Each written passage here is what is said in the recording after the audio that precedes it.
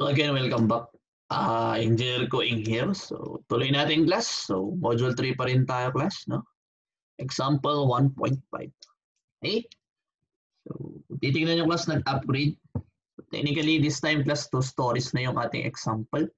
So dating gawin class, kukunin natin yung reactions portal frame method. Okay? So, di ba? Ang first step natin lagi class pag portal frame, zero. Kailangan natin kunin class yung column here. Okay?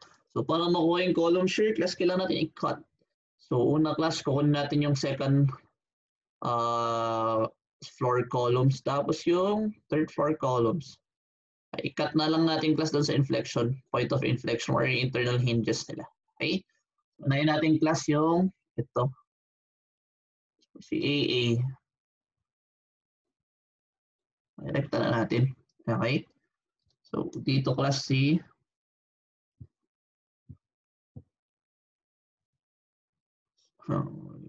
tayo na itong si Pogi. Okay? So, ito yung inflection point of inflection natin. No? So again, meron tayong external load class at 20 to the right. No? Tapos, yeah. So, si G, si H, tapos ito si I. Okay? Si O, P, Q. Okay? So dating gawin class, di ba ang rule lang natin class pag exterior column, V. Pag interior column, 2V. Exterior, V. Okay? So summation of forces horizontal is equal to 0 lang to the right positive class, no? So titignan natin class, meron tayo to the right na 20 minus class yung 2, 3, 4. So 4V is equal to 0. So meron tayong V class is equal to 5 kilonewton. Okay? So this time class, masasabi natin class na yung V, I mean yung yung O vertical class is equal to yung Q vertical is equal class sa V is equal to 5 kilonewton class to the left. Okay? Samantalang class yung P vertical is equal to 2V is equal to 10 kilonewton to the left. Okay? So yan yung una. So yung pangalawa naman class, so dito ko na i-drawing para kasha. So this time class, mag-cut tayo dun sa BB. So ito, B, B. Okay? So yeah. So titignan nyo class, ito yun. Yan. Okay? So, ito yung point of inflection natin. Yan. So tayo nag-cut. So ito class si DEF. So DEF. So ito si GHI. GH, tapos yan I. Okay? Ito si JKL. JK, tapos L. Okay? So titignan natin class, meron tayong to the right dito na 20, tapos meron tayong to the right dito na 30. Okay? Tapos class, again, yung rule natin class, exterior column V, interior column 2V. So exterior column V. Okay? Tapos yung class, so summation of forces horizontal is equal to 0 and to the right positive. Okay? So meron tayong 20 to the right, so positive, plus yung 30 minus 2, 4, 2, 3, 4. So 2, 3, 4, so 4V is equal to 0 class. So kuha natin class, V is equal to 12.5 kilonewton. Okay? So sabi na rin natin class na yung J vertical is equal plus sa L vertical is equal to V is equal to 12.5 kilonewton to the left. Tapos plus yung K vertical natin is equal to 2V is equal to 25 kilonewton plus to the left. Okay? So yan na class yung ating column shears. So i-erase ko lang ulit class para ma-continue natin. So yung class, tuloy natin. So ang next step natin class, after natin makuha yung column shears, so ang next step natin class, diba, yung tinatawag natin class sa free body diagram analysis. So, technically class, ang gagawin natin dito is shortcut, no? So pag shortcut class, i-take advantage natin yung internal hinges. Okay, so doon natin siya kasi ika-cut.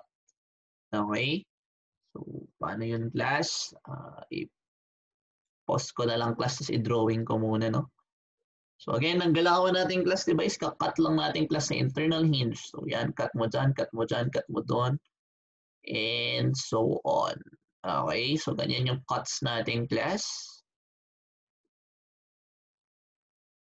Okay. So yan guys, so technically class, ganyan yung hatian natin, no? Ganyan yung analysis natin. So analysis natin class per in free body diagram cut at the internal hinges. Okay? So i-name ko sila class, ito yung naming natin. So ito si A. So alisin ko na lang muna kasi yung yan. Okay? So again class, ito si A. Tapos B. Tapos C. Okay? D. E. F. G. H. Tapos yung I. Okay? So, lagay natin class yung ating external loading. So, external loading natin class, di ba, may to the right tayo dito class na 20. Meron rin tayong to the right dito class na 30. Okay? So, yung mga nakuha natin kanina class. So, dito, di ba, meron tayo class to the right na 5. Okay? Dito naman class, meron tayong to the right na 10. So, meron tayong to the right na 5. Okay? So, same dito class, meron tayong to the right class na 12.5. To the right class na 25. So, meron tayong to the right class na 12.5. Okay? Sinipat natin yung mga sagot natin class. So, pag inipat natin yan class, meron tayong to the right, to the left pala, yung kanina, 5. So, meron tayong to the right dito class na 10. So, meron tayong to the right dito class na 5. So, pag inipat natin itong mga to class, so, meron tayong to the right class na 12.5. Meron tayong to the right class na 25. So, meron tayong to the right class na 12.5. Okay? Technically, guys, ganyan. Yeah. So, kung titignan nyo kasi kanina, medyo mahaba pa yung solution natin next, no? Pwede pa natin paiksian class yung previous example solution. So, kung titignan nyo class, pwede mo naman i-mental class yung summation of forces horizontal at vertical, no? So, kumbaga class, siguro ang isulat nyo na lang as solution class is yung mga summation of moments. Okay? So, titignan natin class, di ba? Dito, meron tayong ganyan. So, may vertical tayo dito class, may vertical tayo dito, so may vertical tayo dyan, may vertical rin tayo dito. Lagay ko na lang muna kasi no, parang bilis. So, dito, meron tayong vertical rin tayo dito. Vertical, vertical. So, vertical. Okay? Yun lang. Tapos may shear tayo dito, class. May shear tayo dito. Shear tayo dyan. Shear tayo dito. Shear tayo dyan. May shear tayo dito, class. May shear tayo dyan. Shear ay axial, axial, horizontal, horizontal, horizontal, vertical, tapos vertical, vertical, tapos vertical, vertical, tapos vertical, vertical, tapos vertical. Okay? Technically, guys, ganyan. So, again, ang galawan natin class device, sisimulan natin dun sa upper left corner. Yan, no? So, ito muna kasi yung i-analyze natin. So, para mas mabilis yung ating solution class, ang isulat lang natin na solution yung moment. Summation of forces horizontal sa vertical class, i-calculator na lang natin. Okay? So, kung titigay, lagyan na rin natin class pala ng ano.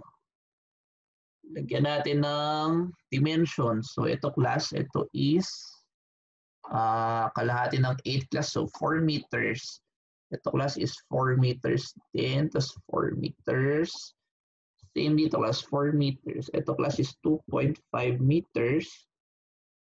2.5 meters. Ito is 3 meters. Ito is 3 meters. Okay? So, good to go na tayo, class. So, unahin natin, class, yung dito. Okay? So, unahin natin dyan. So, this time, class, lagyan natin ng something. So, ito, class, i-assume natin pababa. I-assume natin ito, class, to the right. Ito class, i-assume natin pataas. Okay? So, ito class, tawagin natin X.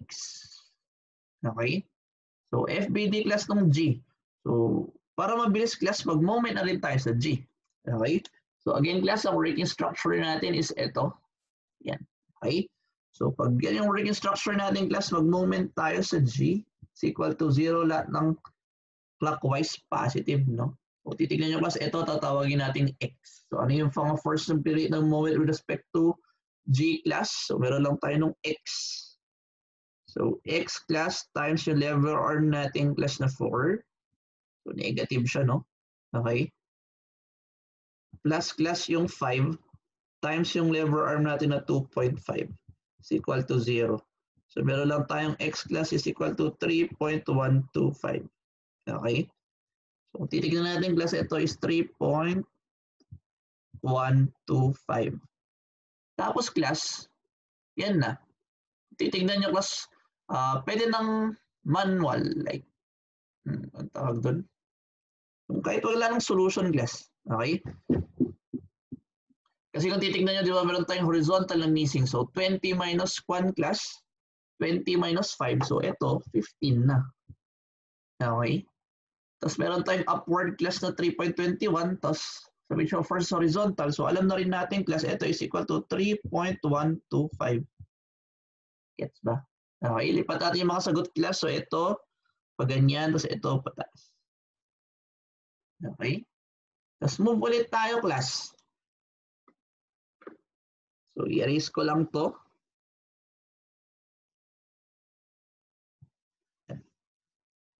Okay? So, this time, class, ang working structure na natin, ay lipat rin pala natin to, class. So, meron tayong upward doon. So, downward na to. Okay? So, 3.125.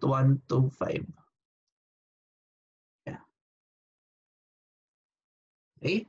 So, this time, class, kung titignan nyo again, ito, sabihin natin upward yan, class. So, ito, pa ganito. So, ito, sabihin natin pa ganyan.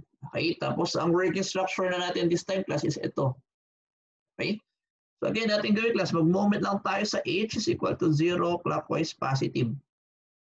Pag nag-moment tayo sa H class, makukuha natin to. So, ito class, pangalanan na natin siyang Y. Ay, hindi. Unahin na lang pala natin class yung I. Yeah, para mabilis class. No? So, ang working structure natin class is itong I. Okay? So, i-assume na rin natin class. So, mag-assume tayo ito pag ganito. Ito class is pababa. So, kung pababa yan class, ito is pataas. Moment tayo sa I class. Ano yung first period ng moment sa I? So, meron lang tayo class ng 5.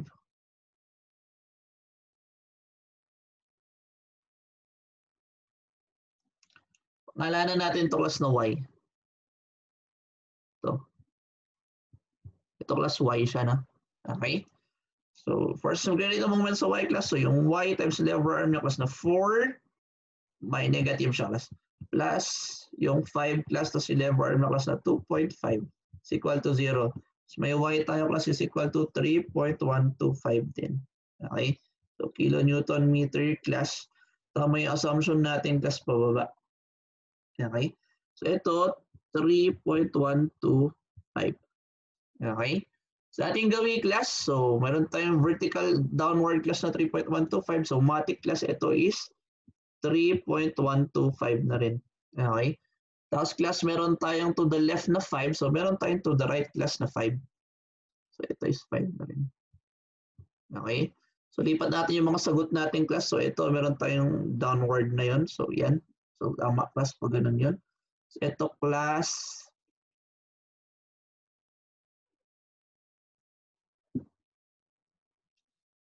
ayan, ito, yung buong to na.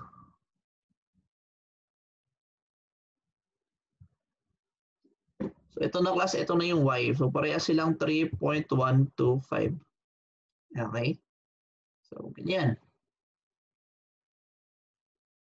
Tama. Tapos class, i-analyze na lang natin yung H. So, kung titignan nyo class, ang kulang na lang dito sa H is ito. So, kung titignan natin class, ang summation first vertical lang tayo kasi meron tayong ito, 3.25, tapos pataas class na ganun. So, alam na rin natin class, ito is 0. So, wala tayong actual class sa gitna. Okay? So, matic class dito sa baba, wala na rin to. Supposedly. Okay? So, ganyan. So, kung titignan nyo class, para ma-sure natin na tama yung mga sagot natin, pwede natin i-check. So, ang checking natin dito class is yung sa H. Okay? So, i-erase ko lang to class. So, kung titignan nyo class, pwede natin i-check yung mga sagot natin dito sa dalawa. Dun sa G tsaka sa I. Okay? Ang checking natin class, mag-summation of moments lang tayo sa H. So, i-prove lang natin class kapag equal versus 0. Okay? So, kung titignan natin class, di ba kasi meron naman tayong lahat class forces dun sa H. So, ano yung force to create na mo with respect to H class? So, unahin natin class yun nandito. So, meron tayong 3.125. Lever arm na class na 4. Okay? So, negative yan. Okay? So, meron tayong pataas dun class. So, meron tayong negative rin pala class. So, 3.125 times lever arm na steel class na 4. Okay? So, meron tayong 10 class. So, plus yung 10 times yung lever arm na class na 2.5.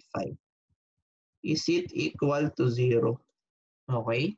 I-check natin. Pag nag-0 yan class, more or less lahat ng sagot natin dito, tapos dito class, tama. Kasi di ba yung mga nandito class nanggaling naman doon sa dalawang gilid. Okay? So, kung titignan natin class, negative 3.125 times 4. Okay? Times 2 na rin natin class kasi dalawa naman sila. Plus class yung 10 times yung 2.5. So, kung titignan nyo class 0. So, 0 is equal to 0 class. Tama. Okay? So, okay na tayo. Confident na tayo kasi sagot natin dito sa taas. Okay? So, move on na tayo class dito sa baba. So, dating gawin. Okay? So, erase ko lang ulit. Okay? So, next class, move tayo dito. So, dito naman ang tayo class. So, ang working structure natin. So, ganun ulit. Kunin natin dito class. Kunin natin dito. I-check natin sa gitna. Okay? So, yeah. Titignan nyo class. Mag-assume muna ulit tayo ng direction. So, ito i-assume natin class pababa. Ito class i-assume natin to the left. Tapos ito class i-assume natin pataas. Okay? So, ang gagawin lang natin class, summation of moment tayo sa d is equal to 0. Lahat ng clockwise positive. So, ano yung mga force mag-create naman with respect to D? So, meron tayo class ng 5 times yung lever arm na class na 2.5. Okay? Tapos class meron tayo ng 12.5. So, 12.5 tapos yung lever arm na class na 3. Okay? Tapos class ito. So, ito class, tawagin na natin tong Z. Okay? So, yan class Z. So, meron tayong minus Z. Lever arm na class na 4. So, yun lang naman. Is equal to 0. Kasi makuha natin class Z is equal to 12.5 kilonewton meter. Tama yung assumption natin class pataas. Okay? So, ito class, alam natin 12.5 siya. Okay? So, ito ilipat natin class. So, ito pa ganun. Tapos class, pwede na natin itong i-manual. Okay? So, kung titignan natin class, meron tayong pataas na ganyan, tapos pataas na ganun. So, i-calculate natin para sure. Okay? So, meron tayong 12.5 na pataas class minus 3.125. Okay? So, kung titignan natin class, ito daw is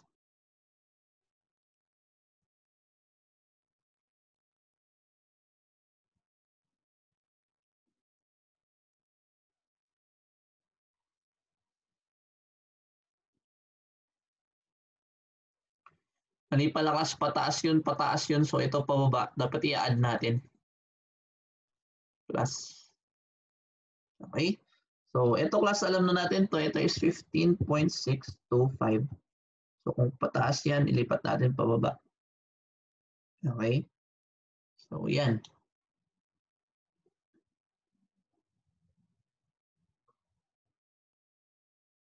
Tapos, meron pa pala class. So, kukunin naman natin class yung actual dun. So, yung actual dito class, kung titignan natin, meron lang tayo ng 30 plus 5 minus yung 12.5.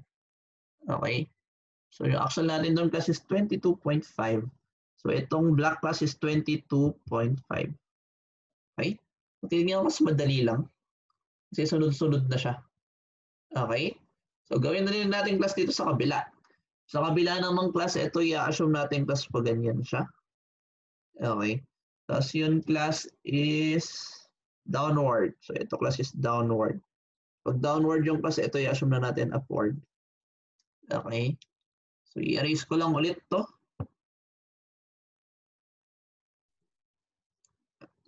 So again class, ating gawin, mag-moment ulit tayo doon sa F is equal to 0. Clockwise positive. Okay. So ito class, pangalanan na lang muna natin siya. So ang tawag na lang natin dyan class is N. Ito. Okay. So ano yung mga first degree ng moment with respect to F class? So meron tayo class ng N times yung 4.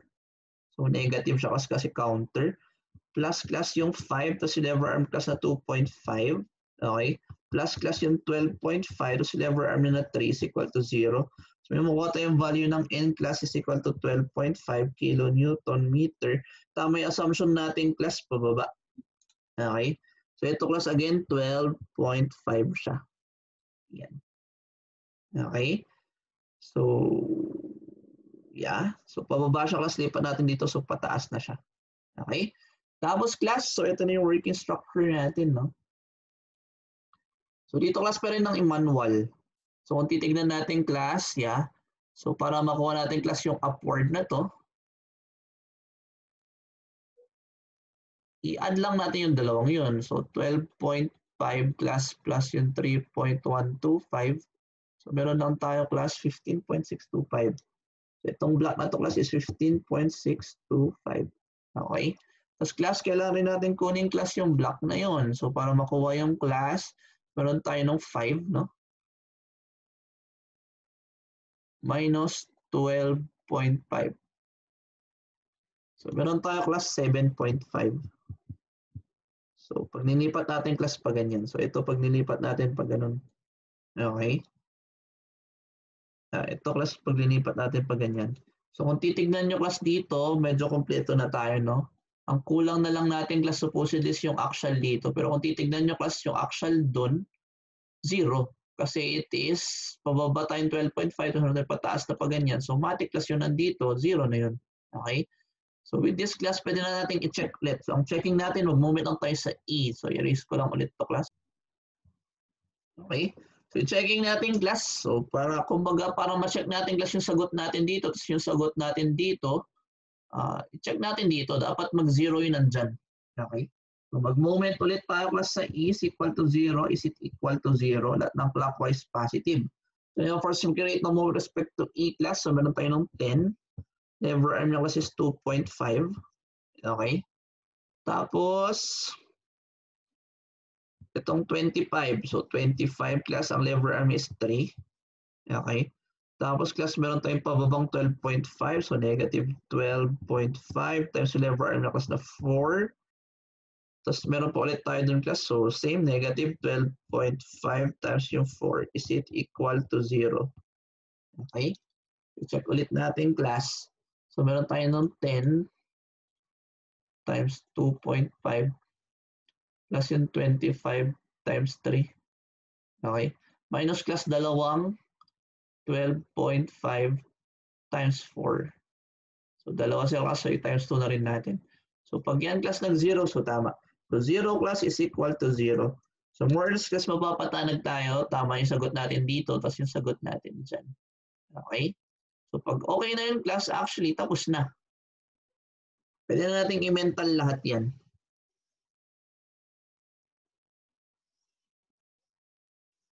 Okay? So dito class, yung mga nandito, mental na rin. So matic class, meron tayong to the left na ganyan. So dapat meron tayong to the right class na 12.5 na rin. Okay? Dito rin class, meron tayong to the right na 25. Dito rin class, meron tayong to the right na 12.5. Okay? Kasi parang summation of forces horizontal, kasi mo may tatlo. Summation of forces vertical naman class, so meron kang pataas na pa ganyan. So meron kang pababang 15.625. Ito rin class, so dito wala tayong actual, so 0. Dito rin class, so may pababa, so dapat pataas class na 15.625. Okay? Tapos class yung mga moment natin, so pag ganyan. Dito class, meron rin tayong moment pag ganito. Same dito class pag ganun. Okay? So yung mga moment natin class, kung nag-moment tayo sa E, meron lang tayong 12.5 times yung 3 meters. Okay? So, meron tayong moment dito, class, na 37.5. Okay? So, same dito, class. So, 25 times 3, meron tayong 75. Same dito, class, 37.5. So, yan na yun lahat, class. Bagay yan na yung final answers natin. So, kung titignan nyo kasi ang final answer natin dito, ito na yung reactions. Yan. Yan na yung reactions. Okay? So, i-check natin, class, kung tama ba yung mga sagot natin. So, kung titignan nyo, class, dun sa B, so tama, no? Meron tayong pag ganon. So, 0, tapos meron tayong to the left na 25. Okay? Same class. Ay, wait. Saan na yung mga sagot? Ito yung isa. So, sa A class, meron tayong pababa, meron tayong to the left, tapos meron tayong 37.5. At the same rin class dito. So, meron tayong to the left class na 12.5 pataas, tapos counter. Okay? So, kung titignan nyo class, ganun. So, may shortcut siya. Okay? So, ganun lang portal frame class. Kailangan mo lang i-take advantage class yung internal hinge. Again, ang special sa internal hinge class, wala siyang moment.